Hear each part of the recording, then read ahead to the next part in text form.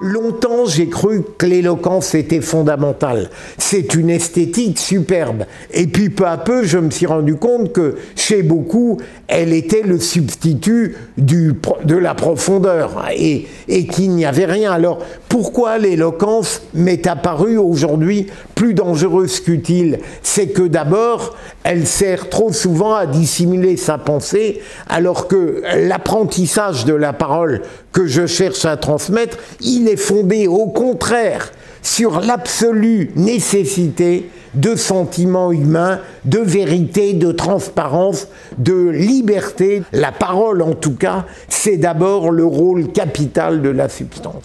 Si on ne l'a pas, eh bien on a beau orner ça avec une richesse inouïe du vocabulaire, on ne sera pas écouté et on ne convaincra pas. C'est le contraire du sophisme. Il me semble que la parole telle que je la conçois, elle est indissociable de la croyance en la validité de ce qu'on doit dire.